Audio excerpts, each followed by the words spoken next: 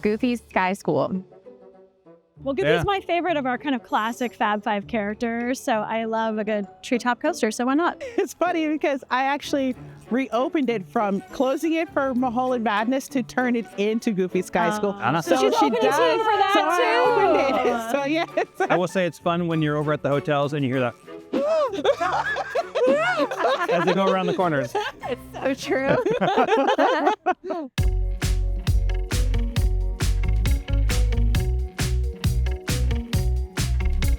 Welcome back to the Life at Disney podcast. I'm your host, Lisa. I'm here at the heart of Disney California Adventure for a very special episode as we celebrate the 25th anniversary of the park, along with 25 years of Disney's Grand Californian Hotel and Spa and the Downtown Disney District. Joining me today to mark the occasion are opening day cast members from each location. Hello, Richelle, Julianna, and Gregory. Hello. Hi. Thanks so much for joining us. Okay, so I can't wait to take a trip down memory lane with each of you. But first, we have a game that we like to play with each of our guests. It's called My Disney Career in 60 Seconds. I can already see the deep breaths happening right now to prepare you for this. Okay, so what we want to find out is how you came to Disney, your roles that you held along the way, and then maybe one or two projects that some of your highlights. Okay, so may I, with Julianna, start with you? Oh, sure.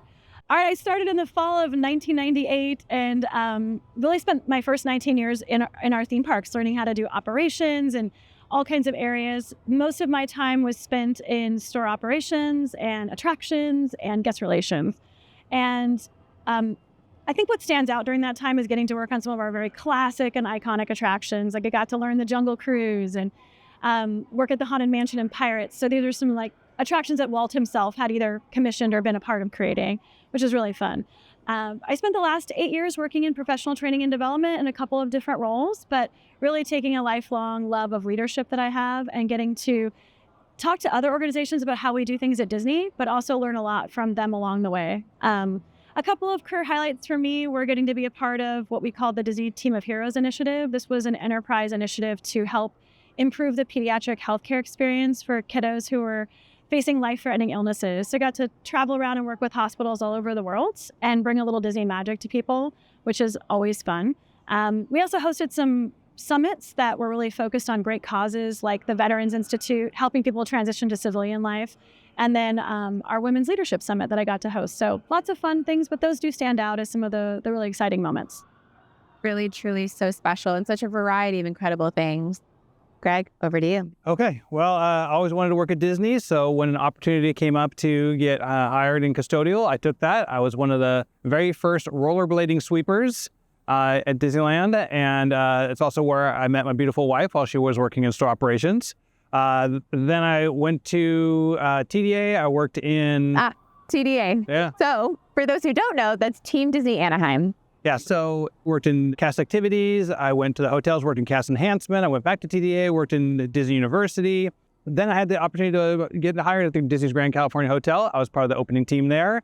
And I was part of the first ever VIP coordinator team, which was amazing. Then I went back and forth between TDA and hotels, and I had a stay in Walt Disney Imagineering, which was really fun. I had a part in building all the theme suites at the Disneyland Hotel, and currently I am working as the manager of the Program Development Sign Shop, which services the hotels and does a lot of stuff all over the Disneyland Resort. A lot of random and last-minute jobs. A lot of fun. So much fun. I worked at Disney's Grand Californian Hotel and Spa too, so kindred spirits there, and I will be calling Greg for the signature suites. Noted for later. Okay, Richelle, next to you. Hi. Well, I started back in 98 as a ride operator for Splash Mountain, and then eventually Indiana Jones Adventure. Oh, I know. She's a wonderful time. By 2000, I got over to Disneyland Guest Relations and grew up throughout that whole time, along with the beginning of the parks. In that time frame, I was also honored with becoming part of the opening task force team for Hong Kong Disneyland. And in that time frame, that kind of took me on to Emerging Leaders, which got me over to Paradise Pier Attractions, and eventually learning all the attractions in California Adventure. And then it was time to go to entertainment. So I went on to Disneyland Characters, Disneyland photo imaging, shows an atmosphere for Disneyland Park, and right back on Main Street operations. So just following Julianna just a little bit with steam trains, but also still supporting it as a salary leader. And now I am an occupational case advocate for Disneyland Resort. Wow. That's so special. And for each of you, every step of the way, it's like you had no idea where it was leading you, but all the magic you create along the way, it's spectacular, right? Okay, so I want to go back. Let's go back to pre-opening. Okay? Yes. So for cast members, right, it's extremely special to open up a land, a show, an entertainment district, a hotel, and of course, a new park. So how did each of you become a part of the opening teams? Let's start with you. I remember we had this big event called Cast Blast, and they were Yes. advertising all the areas. And I don't think I realized then, but they were asking us to kind of think about if you wanted to transition to an opening team, which one? And then we literally had to fill out a form, it's like giving our top 3 choices of where we'd like to go. And for me, I always gravitated towards those. I was in stores at the time. I wanted to work at the biggest, busiest stores. I just like to stay busy. I like to think it keeps me out of trouble. So when they told me they were opening the second largest Disney store, I was like, I'm in. And I immediately signed up for Downtown Disney Store's opening team. And I was so thankful that was my first choice and where I ended up going. That's special. Greg. So I had an office job, and I was passed by an office. This lady named Dorothy, and every time I passed by her office, she would ask me questions about working with kids because I had a degree in child development, and she would always say, "Greg, you're gonna come work for me. Greg, you're gonna come work for me." And I went, "Yeah, whatever." And then later on, I got a phone call saying, "Hey, Greg, this is Dorothy. You're starting next week. You're going to be a VP coordinator at the Grand Californian Hotel." And I went, "Really? Okay." I already informed your manager. You're starting next week with training. And it was amazing. It was such a fun role. Had a great time. Lovely. Off and running you went. Yeah. All right, Richelle. What about you? So as a tour guide, your job is to talk about the parks. So when other areas had like an attraction to focus on or a store to focus on, we were focusing on everything. So we did our best to learn everything prior, during construction. And then once we came to opening day, we were going to have to be the experts and help support that. So we did our auditions for our scripts or whatever. And then some of us made it to opening day, which was a wonderful, very, very cold Thursday morning. You remember the weather too. Yes, because I remember it being windy. I was like, I got to control all of this. Kind of like this morning. We're kind of like, Just we're a keeping little it bit. together. Just a little bit. You know, we wanted to bring the nostalgia. Okay, Yes. so you're kind of touching on that. What was the energy like though? It sounds like there's so much at play. Well, we had guests who also spent the night in the parks overnight. What? So, yeah. So a huge sleepover for the night before, following like celebrity parties, following also AP previews. And then prior to that, we had construction site tours. So it was go, go, go the whole time. And so when they finally opened, you're like, oh, this is it forever. Okay. This is how it's going to be. And then all of a sudden, the days following afterwards, you're like, oh, wait a minute. Where's all the excitement? Oh, so now we just got to maintain this. So while opening the park meant, oh, how do we continue this story? How do we continue to make this work? Because California had not had a second gate, unlike our Florida friends or Tokyo or Paris. This was our first time having this here where everybody knows everything, supposedly. So we learned as we went, and it was an amazing time, a thrilling time, sometimes a hard time because not everybody understood that. What do you mean? I have to, this is a separate park? I just want to go to Adventureland.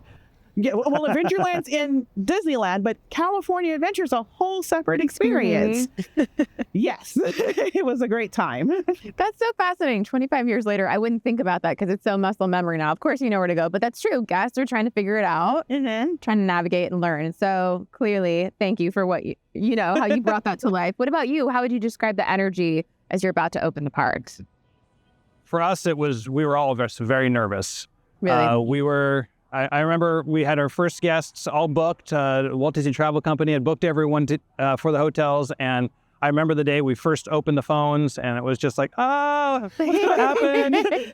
And it was great though. We started answering guest questions, and we were all just so excited to be able to open up this the first Disney-built hotel in California. And I think we did a pretty good job. That's amazing. Julianna?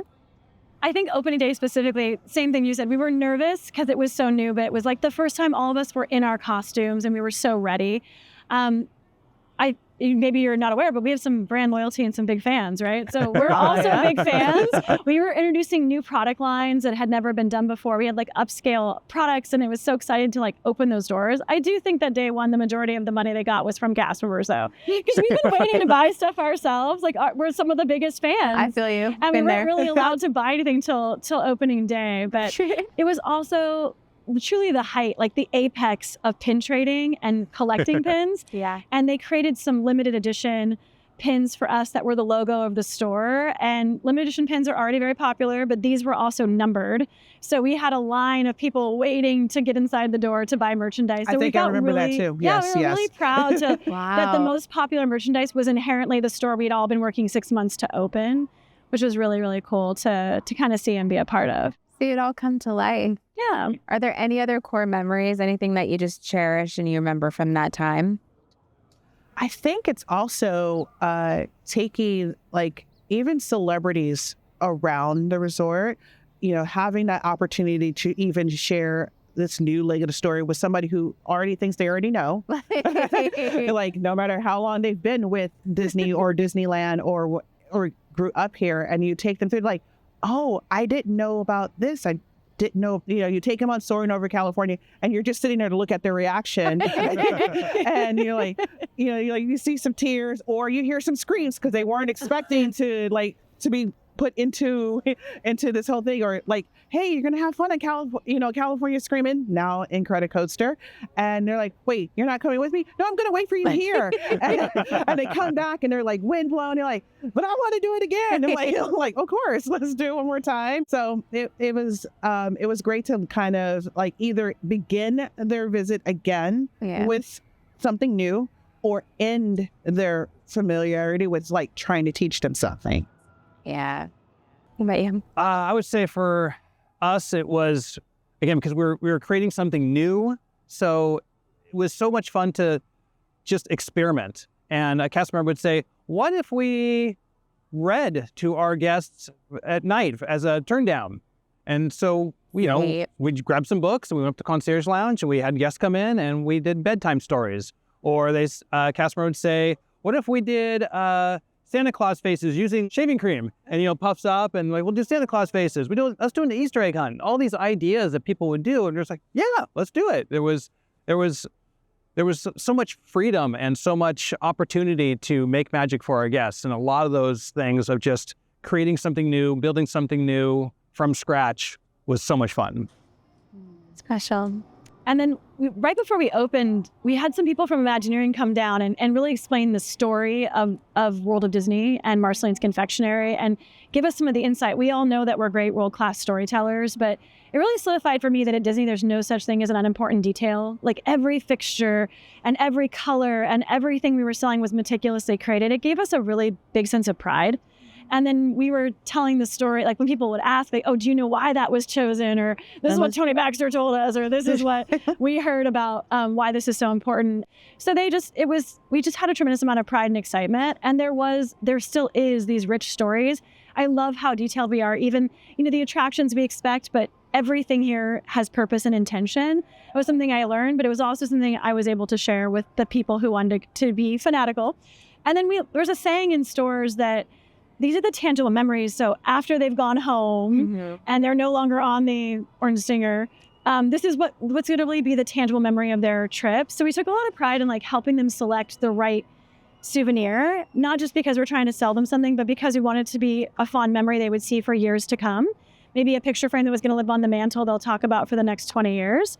And so we're really given that license to talk to our guests and understand why they're here and what's going to help them remember their vacation, and not just sell them a bunch of stuff. And I think that's pretty unique to Disney. Very. And I would say Marceline's I visited quite a few times. That didn't last long. That didn't leave the property for me. But yes, I know what you're talking about. A little plush. Yes. And warm hug when you got home. That was always so special. So we're celebrating this milestone. It's been 25 years since the beginning. but so much has grown and evolved in that time. Like reflecting on that, how does it feel to know that you were here from the start when it all began, though?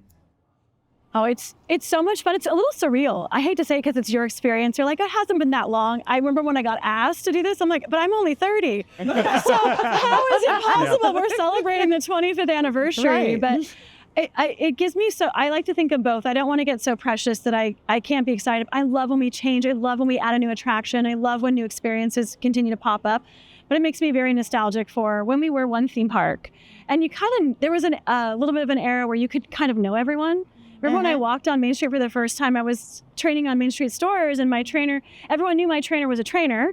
And so they're like, oh, hey, and they're waving to him, who's the new kid? And like the attraction people were saying hi. And so there's a little something like a kind of a small town feel to it that we have seen a transition, but I think we're still really great about being warm and welcoming and creating things for people. But the family just keeps getting bigger. The experiences keep getting more numerous. But what I've discovered is I get to see cast members sometimes on their first day when they're coming through traditions at Disney University, and they all want to hear the stories. So we have this culture where people love hearing about how things used to be. And I feel like I get asked all the time, what was it like when there was just one park? Or what was it like when you opened this? Or when and so I love that we have guests and cast who are so curious about where we've been, but I hope we continue to be cutting edge and pushing the envelope and creating new experiences because I enjoy those too. It's lovely. Okay. Yeah, so when we first opened Disney's Grand Californian Hotel and we were just creating all these new things, it's so exciting now to see the little seeds that we planted have grown into sometimes entire departments where we were doing fun activities with kids just as little one-offs. Now there's an entire guest activities department that does at all three hotels, where we used to set up little in-room amenities for our guests. Now there's an entire amenities department that makes baskets and decorates guest rooms.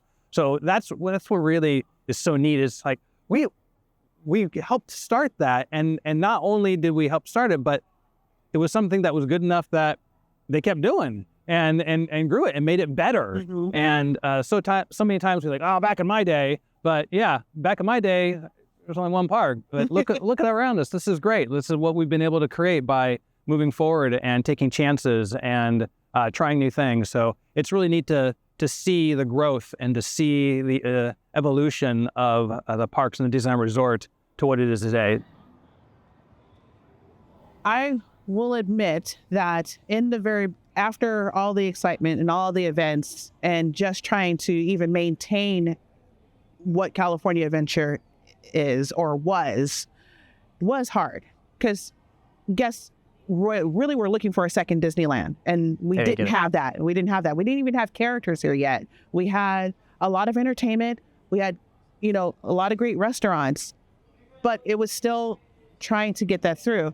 Now that we're here and we have continuous stories where they're part of the Avengers experience, they are getting their best shot at Midway Mania, where I still like, oh, strip sticks and chips, that was so sad. Or Mala burritos, it was pretty good. Mala burritos, but because our guests keep growing, we also have to keep growing. The story has to continue to change because everyone has changed. That's the one thing that's constant is change, but it's great. It's necessary. And it teaches us a lot. I loved that story, Richelle. Truly, all of you can just see it shine through, like your passion and love. I'm curious. You've experienced so much in your incredible careers. What would be some advice that you'd go back and tell your younger self? What would that be? Do you want to? I say this a lot when I get to mentor people now, like, what's the piece of advice you give me? And I said, stay curious, ask questions. And then I do believe at Disney, failure is not fatal. Right. Like, we're all probably going to make a mistake at some point in our career, especially when we're new, but owning it. I say failure isn't fatal, but failure to learn from it might be. So just owning your mistakes, not being afraid to put yourself out there. Mm-hmm. There's no two Disney careers, especially if you just decide to get into leadership, that ever look the same. So there's no right path. There's no trajectory that's perfect.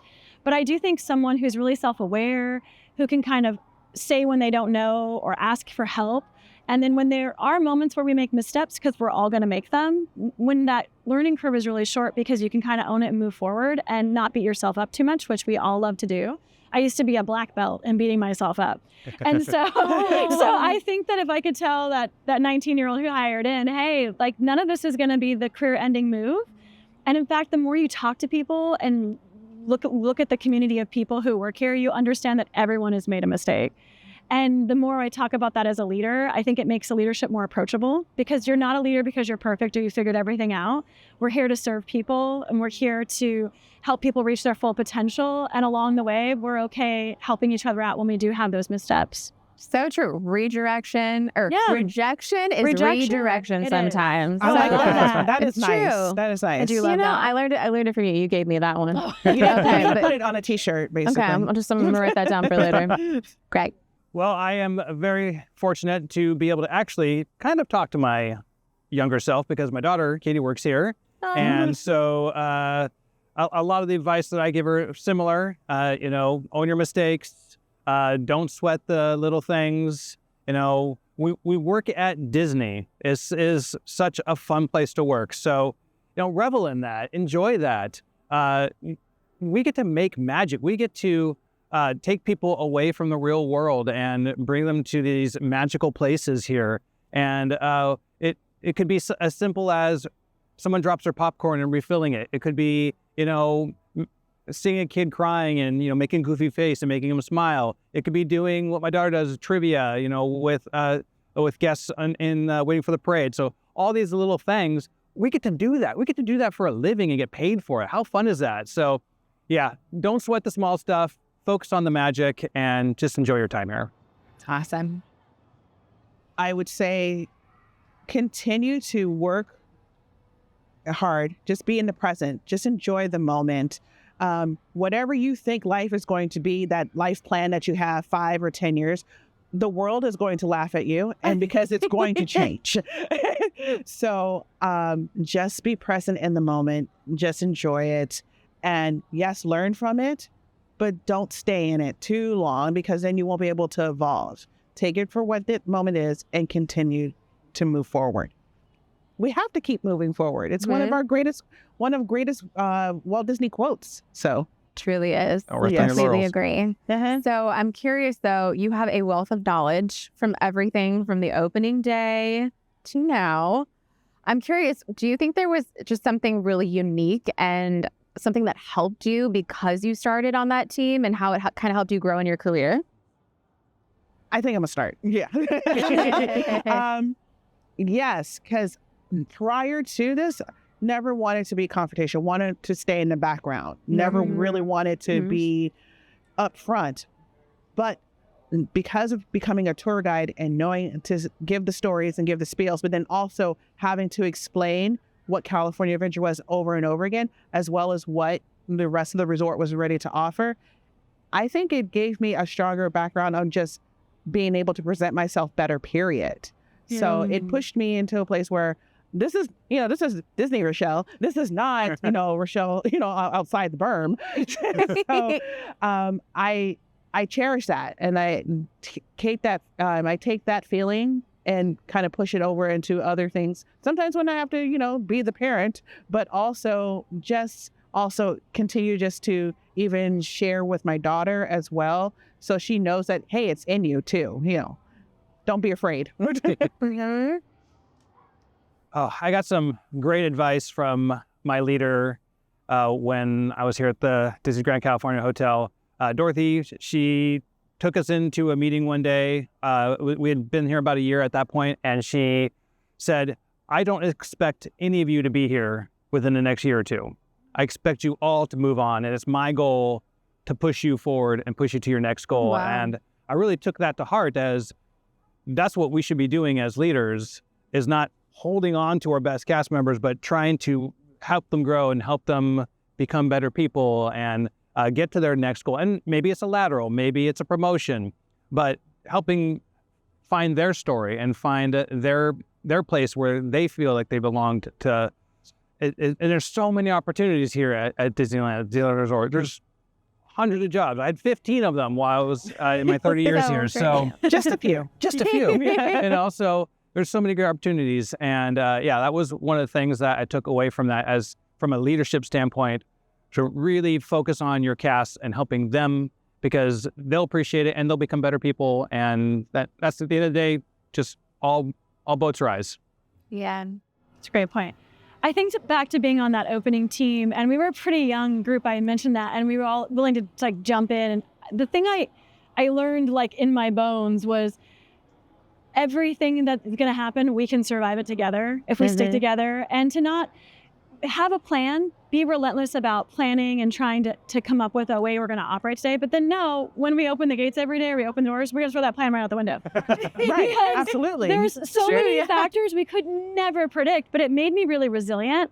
It made me love change. I kept seeking out roles in my career. They're like, hey, we're going to do something no one's ever done. I'm like, put me in, coach. Like, because I realized I kind of love to embrace the chaos of change, not because we don't, we can't hold the plan so precious because things are going to change.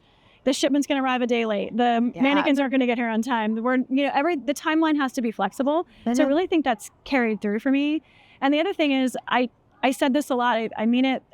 Coach John Wooden had a quote that like, don't let what you can't do interfere with what you can. I think when I was young in my career before the opening team, it's like, oh, we don't have this, or we don't have that budget, or this didn't happen. But it's really easy to make a list of the things that are going to get in your way. But flipping that script and saying, we may not have endless budget. We may not have gotten the shipment on time. We may not be able to do X, but we can do Y. And really approaching every role that way, like, let me think about what I actually have control over. All of us have a sphere of influence, even if you're not a leader. And I think Disney gives people a lot of that autonomy and empowerment to take care of our guests and each other. And I love being a part of that culture where people rise to the occasion on a regular basis to create the best experience they can, and really just focusing on what we can do. Totally. That reframing is so powerful. I think even for me, sometimes I try to reframe like problems to puzzles. Right. Like, you know what I'm saying? Like just in the way that you think about it can really help. So that was completely agree. You actually touched on this earlier, mentorship. How has mentorship supported your career along the way? I would say it's been the single greatest factor in my life. I'll take it even outside of career, but it started here. I was young, I was passionate, but I was also a little unpolished. You mentioned that earlier. What do you mean? I didn't have leadership presence. I was like a puppy. I was like, I've got all the enthusiasm and none of the polish. And I had a couple people who I now have come to say, they went all in on me. Like, I had a leader within my first week at Disney. He's like, I'm so glad you're lending us your talents. You're very talented. You could work anywhere. She actually said to me, you might be my boss someday, but I think I'd enjoy working for you. And that was weird. It was such an experience to have someone who was further in their career, who was already a salaried leader, kind of say something to you. When someone you respect believes in you, something magical happens, pun intended. And so I really wanted to be that kind of person, and not through a title, but to try and empower others. So every area I ever had a chance to be a part of a team. And then when I became a leader and a leader of leaders, I remember trying to go all in on people. And there were talented people who were like running our attractions and like working lead roles. And I'm like, oh my gosh, you're so amazing. When do you want to start talking about becoming a salaried leader? And they thought I was insane. They're like, I'm not ready for that. Like, they've never even considered it. And all of a sudden the script flipped it in their mind. I could see the change happen. They're like, Julianna, I had a chance to think about what you said. I do want to talk to you about that. And they just needed someone that they trusted and respected to say, I see potential in you, for them to start reframing themselves what they thought was capable. So it has meant everything to me. There's been times I need my lifeline still, people I haven't worked with in years. And I call them and I'm like, I need a pep talk. And they're there for me. And I think that's the kind of relationships that a lot of people in operations feel like they've had the opportunity to build over the years. It's not even about we work on the same team today, but we still have each other's backs whenever needed. So it's been wonderful. I love that. Having each other's backs is very important. Yes. Very special. I've had some amazing mentors over the years. I think back to talk about being polished. Oh boy, I needed some polishing when I started as a VIP coordinator. Really getting making sure to not always speak my mind, but speak what needed to be said. And I had some great leaders who helped hone me in and try to take the high road, which was sometimes challenging for me. But I think really what shaped me was them having faith in my abilities and challenging me and giving me opportunities to do things that I would never have dreamed. Go ahead and put together a presentation to the VP and on your idea. So we'd build a PowerPoint deck and you would print it out and he'd be flipping through it while you're presenting, and you're like, but at the end, great idea, let's do it. What? And just those steps of just being challenged, and yes, I can do it. Challenge, yes, I can do it. Challenge, yes, I can do it. Just help build my confidence and help build me to hopefully what I am today, is being able to pretty much do any last minute or random project that they throw at us. I love it. Oh my gosh.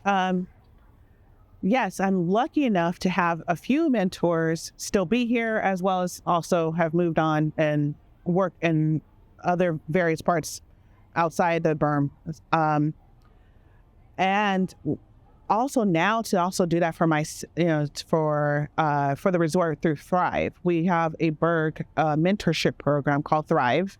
And I'm one of the leaders this year who gets to help guide that in a different way, and also continue on that legacy of mentorship with the resort, where you find someone else in the resort and they match you up, and you kind of watch someone's progression along the way.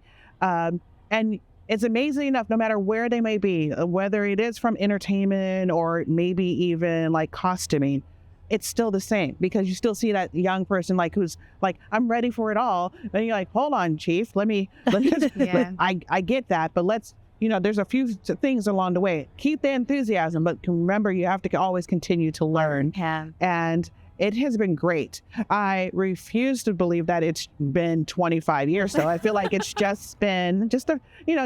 That's perfectly fine.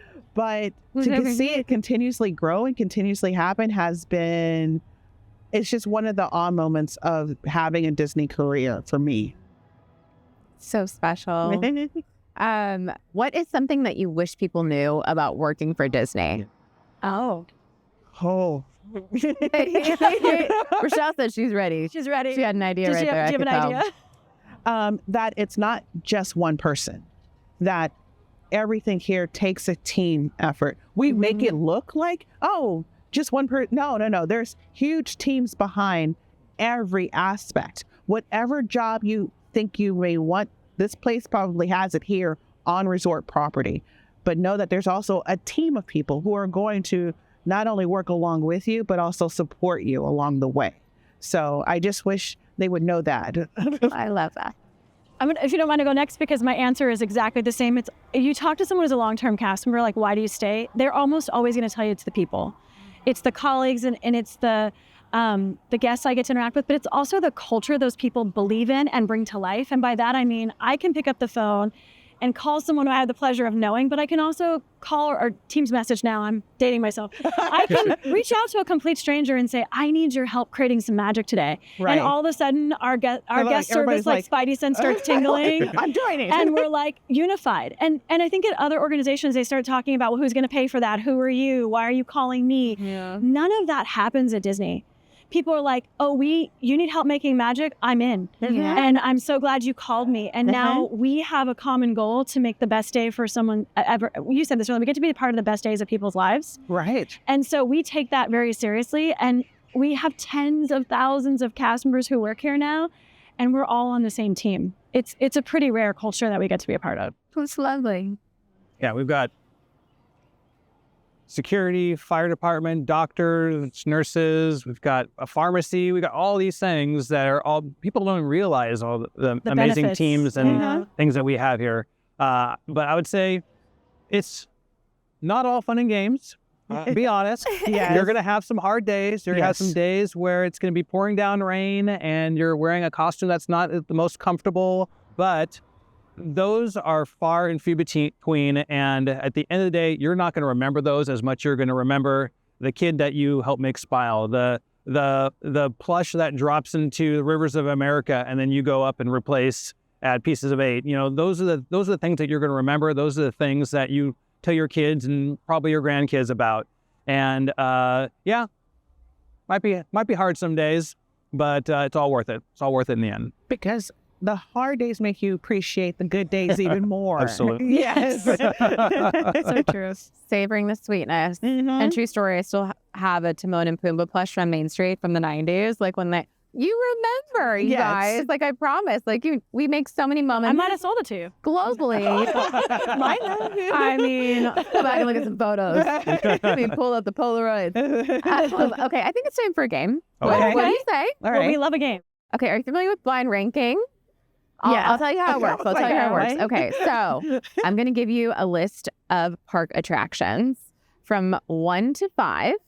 I want you to rank them. I'm going to say the names one at a time. Okay. 1 is your absolute favorite. So we're going to start with the first one. Okay. Choose carefully. Let's see how you do. Okay. Are you ready? Oh, Ready. Okay. Ready. Here we go. See, the tone totally changed. We got Yeah, serious. we're very serious I right have now. the music going in my head. Okay, here we go. Silly Symphony Swings. So we can only use each number one time if I'm understanding Uh-huh. correctly. 5. 5. I'm going to say 5 as well. Yeah, I'm gonna go. I get dizzy. We're gonna stick with 5. Okay. All right. 5 is gone. Okay. Luigi's Rollickin' Roadsters. Hey. 3. I give it 3. It's I'm going to unique. go 4. I'm also gonna go 4. Okay. I've seen it evolved in many different ways. So Bringing Yeah. in the expertise. I yes, see. Okay. yes. Grizzly River Run. Oh. We don't know what the other ones are going to be. Remember before. Again, because the spin down I get dizzy. Oh, I love it, but sometimes being wet afterwards isn't my favorite, depending on the outside weather. So I'm going to say 3. I loved walking the mountains. I'm gonna go with 2. Oh, Rochelle's going in that top spot. She's getting closing in there. Yes. Okay. Guardians of the Galaxy Mission Breakout. That's tough because it's up there. Yeah. I get 2. I can handle it, but not one of my. Oh, you don't like the dropping sensation? I can do it, but I like it for the theming. The Okay. theming and the special That effects, super cool. Pretty strong, yep. I'm hesitant to give away my top spot, so I'm going to say 2. But it's a classic. It's amazing. Yeah, I'm not gonna give it a top spot because she's wonderful, and I've been lucky to get every song that I've liked whenever I go on it. But she's gonna be a 3. Okay. All right. Leaving the option open. Okay. Are you ready for the last one? Ready?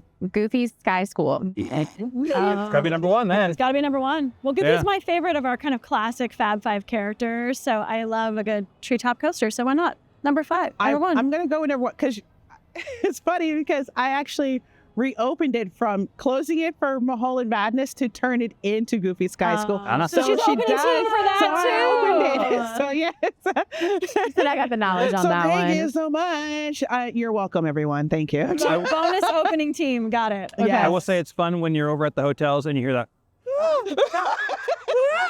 as they go around the corners. That's all you hear. Just Yes. So true.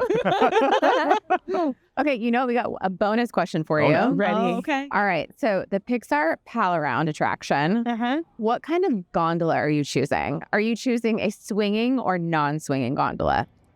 opening day, swinging today, not swinging. My answer is a bit more nefarious, I think. If I'm just going on it by myself, I'm probably stationary. But if I'm bringing guests, I almost always talk them into it. 'Cause I'm the mischievous Evil. aunt or whatever. Oh, I love because it. They never really think the motion's going to be as big as it is. So I kind of just sit back and watch their reactions. But maybe I guess it's both in my case. Is it a windy day? Because Weather, we were getting into details. Okay, little Yes. breeze, light breeze, light breeze. okay, light breeze, a typical California day, then I'm open to either one because also was able to close down the fun and open it at, it'll close, like let the sun set and then open it with fun. So that's what we did when we were retheming everything. So like the sun shall set, but the fun will begin with Mickey's Fun Wheel. So Okay, well for me, I'll be having just some popcorn and watching you guys because I not a thing. I can't even do it. Heights over here for me. Okay, well, I really had such an incredible time with all of you. Thank you so much for this. Just the celebration of this milestone. It's truly magical. So we're talking about the past, the present, but the future. There's so much growth and evolution coming to the resort. I'm curious, what are you most excited to see come to life? I don't even know. I get overwhelmed. I get so excited. I keep reading the press release. I'm like, look at all these things and the theme park's growing and new exciting adventures being added. But honestly, what I'm most excited about is I keep telling everyone who listen, the cast members who are here now, if they think they want to turn this into a career, I'm like, be ready, because expansion here means opportunity. So start thinking now about what you're willing to challenge yourself with and where you're going to put your name in the hat, because I feel like when we expanded originally, we were kind of told that was going to be the only time we could expand, because we were landlocked. And to know that Disney has worked so hard so that we can continue to grow, I just want to make sure everyone's ready for it, so that when the lightning strikes a second time, they're ready to go. I'm getting excited. You're selling me right here. It's going to be an exciting time with a lot of growth, a lot of new immersion opportunities. I'm a baby steps person. You know, all the little things that I guess not new attractions aren't little things, but not a whole new theme park, but all the new attractions that we're planning for here at Disney California Adventure Park, the refurbishments that are happening over at the hotels, all the little things keeps us, of course, busy. But it's just fun to see all the little things that kind of just keep stacking up and keeps the excitement going, where you don't have to have a brand new theme park to be excited about something to look forward to. So all the little baby steps are fun.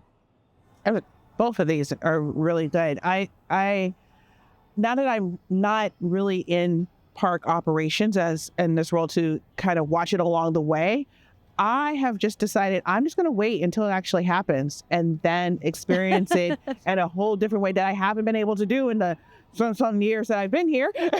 So I am excited for me experiencing this resort in a different way, but still being part of that growth. So I'm looking forward to that piece. Besides also the Coco attraction, but more importantly, just gonna say that. But more importantly, just how do we do what we do here? You know, from the concept to actually reality. It's still like, it's still magical. Like, I don't know how we do what we do, but we do it. So it really is. It's magical, and it really was. It was such a magical conversation with all of you. Thank you so much for the time. Just your passion, your excitement. It really is inspiring to me as a current cast member, and to everyone out there and beyond. So thank you so much. And thank you all for tuning in to today's episode. Be sure to subscribe wherever you listen to podcasts to catch our next episode. And if you want to learn more about working at Disney, follow Disney Careers on social media or visit DisneyCareers.com. We'll see you real soon.